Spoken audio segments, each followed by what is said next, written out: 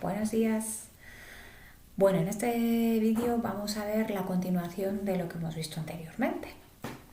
Hemos visto ya el apartado 1 sobre el regeneracionismo, si recordáis lo que significa el regeneracionismo, el tipo de reformas desde arriba por parte de los partidos liberal y conservador, de Canalejas, liberal y conservador de Maura, y también el tipo de reformas desde abajo que querían plantear pues la oposición a este sistema de la restauración.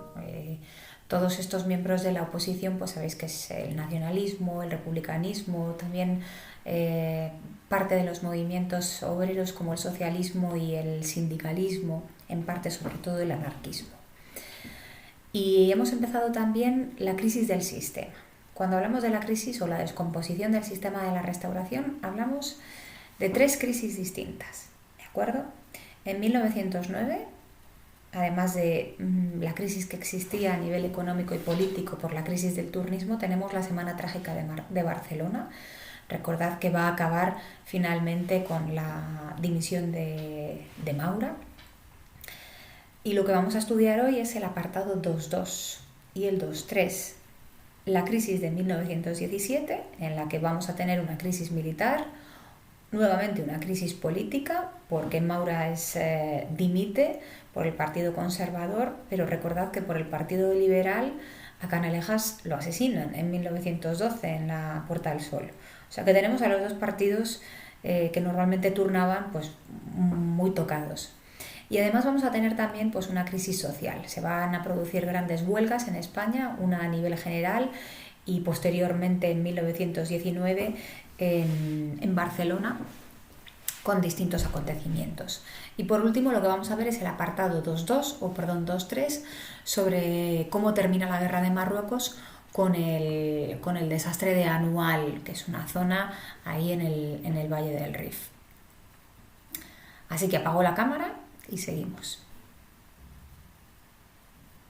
Bien. Problemas que vamos a tener a partir de 1917 en España. Sabéis que, vamos a poner aquí, durante el reinado de Alfonso XIII estamos, Antonio Maura pues dimite tras los acontecimientos de la Semana Trágica de Barcelona, no inmediatamente, pero un poco más tarde, y Canalejas pues es asesinado en 1912.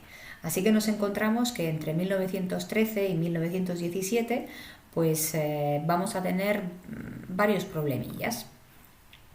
Lo primero, que a nivel exterior tenemos la Primera Guerra Mundial. Entonces, pues sabéis que España no va a participar, se declara neutral. Tenemos dos grandes bandos, los aliados, pues formados por Francia, Gran Bretaña, Rusia, Serbia, Bélgica, Japón, Italia también. Y dentro de las potencias centrales, pues tenemos Alemania, el Imperio Austrohúngaro, el Imperio Otomano, Turquía, Bulgaria, etcétera, etcétera. ¿Cuál es el problema? Pues que en España se va a dividir también la opinión pública entre aliadófilos, es decir, apoyando a Francia, a Gran Bretaña y a Rusia, que normalmente van a ser los liberales de izquierdas, y los germanófilos, ¿no?, que apoyan a estas potencias pues centrales. Bien, a nivel interior también tenemos otro problema, que los dos partidos dinásticos sabéis que están en crisis, ¿de acuerdo? Porque tenemos el asesinato de Canalejas y el rey propone como nuevo presidente del gobierno a un miembro del Partido Conservador que es Eduardo Dato, ¿de acuerdo? Problemas que vamos a tener aquí. Bueno, este sistema de turnismo ya está muy desprestigiado porque se interviene cada 2 por 3 en las cortes, suspendiendo estas cortes, y la monarquía, pues como os podéis imaginar, también pues acarrea un gran desprestigio.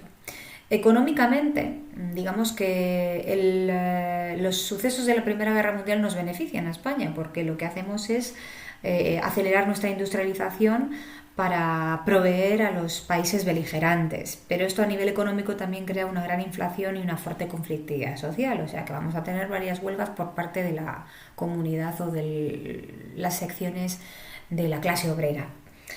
Y entramos de lleno en qué es lo que pasa ya en 1917. Bueno, es un año también decisivo en la Primera Guerra Mundial. En 1917 sale Rusia para atender a su revolución soviética y entra a Estados Unidos en la guerra del bando de los aliados.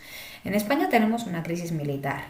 Había ya un conflicto entre africanistas, es decir, los militares que estaban destinados en África, y los militares peninsulares. Pues estos tenían un poco de celo, por decirlo así, de los africanistas, porque estos, como tenían muchos méritos militares en África, pues podían ascender de forma muy rápida, mientras que los peninsulares, pues estos militares querían que el ascenso en el ejército fuera por antigüedad y no por méritos. Entonces aquí ya tenemos un problema de conflictividad dentro del ejército. Algunos miembros del ejército, además, pues lo que exigen al gobierno son mejoras profesionales y salariales dentro de las cúpulas militares, al gobierno de Eduardo Dato, recordarlo. Se forman de esta forma las juntas militares de defensa. ¿Esto qué es? Pues son asociaciones de oficiales que exigían al gobierno mejoras profesionales y también de tipo salarial. Eduardo Dato intenta disolver estas juntas, pero le sale el tiro por la culata, y lo que tiene que hacer, o lo que acaba haciendo el gobierno de España en ese momento, es aceptar la injerencia del ejército en asuntos políticos y del poder civil. Es decir, aumenta la injerencia, aumenta la intervención del ejército pues en los temas militares. Sabéis que Cánovas, uno de sus objetivos había sido acabar con esta injerencia de las cúpulas militares en la política que había sucedido durante todos los gobiernos del reinado de Isabel. Así que pues volvemos otra vez a esa injerencia del ejército. Tenemos también una gran crisis política, sobre todo relacionada con los políticos en Cataluña. Se crea en Cataluña una asamblea de parlamentarios el 19 de julio en Barcelona, pues formada por parlamentarios catalanistas, republicanos y socialistas, que es lo que reivindican es una reforma de la vida política, es decir, de cambiar este sistema de turnos, regenerar la política hacia un camino más democrático. Y a nivel social, lo que se forma también pues es una gran huelga indefinida, convocada por los sindicatos CNT, el sindicato anarquista, y UGT, el sindicato del Partido Socialista. Sus líderes de CNT, Largo Caballero, y de UGT, pues Julián Besteiro. En esta huelga lo que se proponen son las reformas desde abajo. Si recordáis, en este regeneracionismo teníamos las reformas desde arriba, del Partido Conservador y del Partido Liberal, que hemos visto que no tienen frutos y que han dado al traste con la política española, y tenemos esta propuesta de reformas desde abajo por parte de los sindicatos y de los partidos obreros. Bueno, pues esta huelga tuvo sobre todo, que se convocó el 13 de agosto en toda España, tuvo sobre todo mucha fuerza en ciudades del norte como Madrid, Bilbao, Oviedo o Gijón, que se paralizaron completamente. ¿Cuál fue el resultado? Bueno, pues que el ejército se puso del lado del gobierno, en este caso, y reprimió rápidamente la protesta. Aunque esto demostró que ya los sindicatos en España tenían una gran capacidad de movilización, y además también demostró el giro del ejército, que comienza a apoyar al gobierno pese a haber creado pues esas juntas de defensa y haber criticado al gobierno, etcétera, etcétera. Va a ser un gran bastión en el gobierno ahora mismo, el ejército. Bueno, aquí el Imparcial, ¿no? Distintos diarios de la prensa española se hicieron eco, ¿no?, de estos acontecimientos, de las juntas militares de defensa, de la asamblea de parlamentarios y también pues de esta huelga general indefinida que se convocó, pues como os digo, el 13 de agosto de 1917, ¿no? Tenemos aquí el ABC a día de 14 de agosto de ese 1917 con el comité de huelga. Entre 1917 y 1921, ¿qué es lo que pasa en España? Después de esta gran crisis, bueno, pues vamos a tener que la política está tocada totalmente y ya no se van a turnar en el gobierno ni Partido Conservador ni Liberal. Se van a producir gobiernos de concentración. ¿Esto qué es? Alianzas entre los distintos partidos políticos. Además, en 1917, si recordáis, hemos dicho que comienza la revolución en Rusia. Y también surge en España pues el Partido Comunista Español.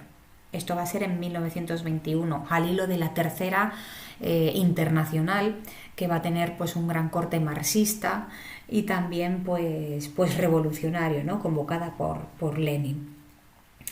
Demográficamente tenemos que atender pues a una gran pandemia que se extiende a nivel mundial, la gripe de 1918.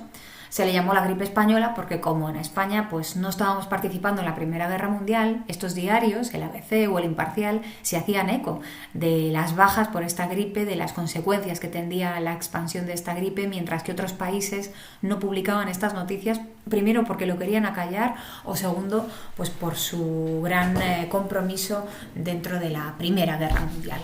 Así que ya veis, la historia se nos está repitiendo.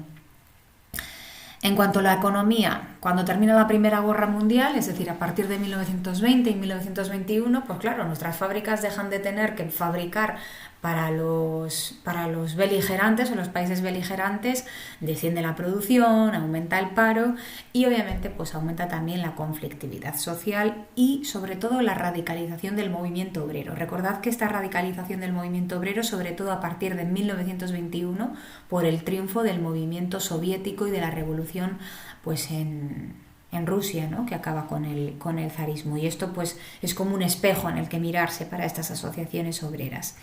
De hecho, en 1919 se creó o se produjo en Barcelona una huelga de la fábrica canadiense. Esta huelga pues duró más de un mes y lo que consiguió fueron exigencias que se exigían al gobierno, entre ellas la jornada laboral de 8 horas, y se consiguió con esta huelga.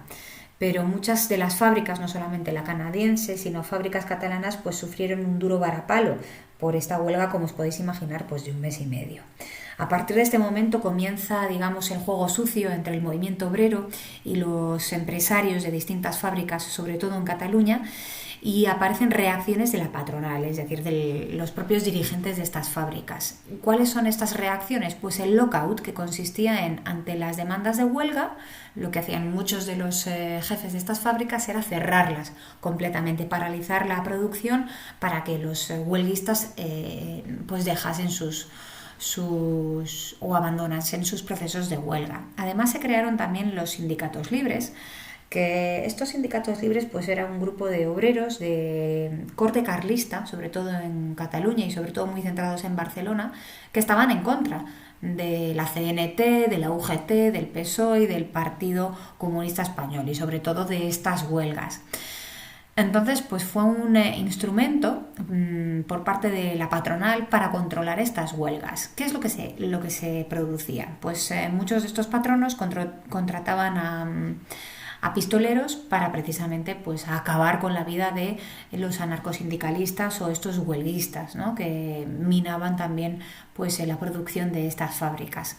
La reacción del gobierno fue crear la ley de fugas, que consistía pues en tener vía libre para poder ejecutar a presos argumentando que se estaban escapando, pero que simplemente estaban haciendo un traslado entre una cárcel y otra, por ejemplo, ¿no? Es decir, aquí vemos cómo a nivel social, por parte de la patronal, de los sindicatos y del gobierno, la conflictividad, como os digo, aumenta y además se hace cada vez pues, más sanguinaria. ¿De acuerdo? Bueno, aquí tenéis un pequeño resumen sobre la gripe española, un poco lo que os conté, que la prensa española se hacía eco de esta epidemia. Fue devastadora, mató entre 50 y 100 millones de personas en el mundo, y entre las víctimas pues se encontraban personas de todas las edades, también animales, afectó también a los animales, ¿vale? Estos son, pues por ejemplo, algunas de las fotos en la prensa, ya también con mascarillas. Algunas abuelas hoy recuerdan cómo pues, en sus casas había algunos infectados y les dejaban la comida en la parte de abajo de la casa para no tener contacto con ellos, ¿no? Aquí tenemos pues, una caricatura de esta gripe española, que no fue una pandemia originada en España, pero sí nos hicimos eco de ella, ¿de acuerdo? Bien, tras toda esta conflictividad social que os he trasladado y el espejo de la Revolución Rusa para la creación del Partido Comunista en España y esta huelga en la canadiense con la que se consigue la jornada laboral de 8 horas, pues todavía tenemos otra crisis, que es pues el desastre de este imperio colonial que estábamos empezando a crear en Marruecos. En 1921 tenemos otra gran derrota, ¿de acuerdo? Si recordáis, habíamos comenzado con ya una gran derrota en 1909, con el desastre del Barranco del Lobo, ¿no? A partir de la cual Maura había acordado el envío de más tropas a Marruecos.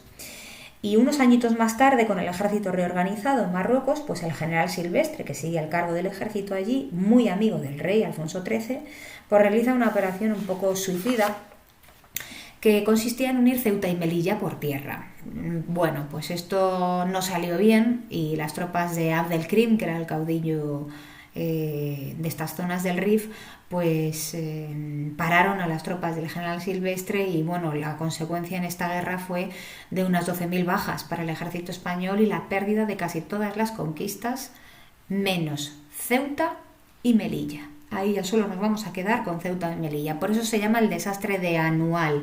Anual eran estas montañas de este valle del Rif y solamente permanecen para España a partir de esto Ceuta y Melilla. Esto tuvo gravísimas consecuencias porque el Congreso español lo que decidió, o los políticos españoles, fue investigar qué es lo que había pasado realmente y por qué se había llevado a cabo pues esta operación. De esta forma el Parlamento español creó el informe Picasso, que era un informe que revelaba pues grandes errores y negligencias que salpicaban a los altos mandos del ejército, como al general Silvestre y en mayor instancia al rey Alfonso XIII, porque parece ser que la orden salió de ahí. Este informe Picasso se iba a debatir en las Cortes, pero no dio tiempo a exigir responsabilidades porque España va a sufrir un nuevo golpe de Estado. Los militares se plantan y el general Primo de Rivera pues da un golpe de Estado y vamos a comenzar a partir de este momento precisamente con la dictadura de Primo de Rivera, 1923-1930. Así que tenemos aquí ya mucho material, chicos, para ponernos a continuar con el tema. Un saludo.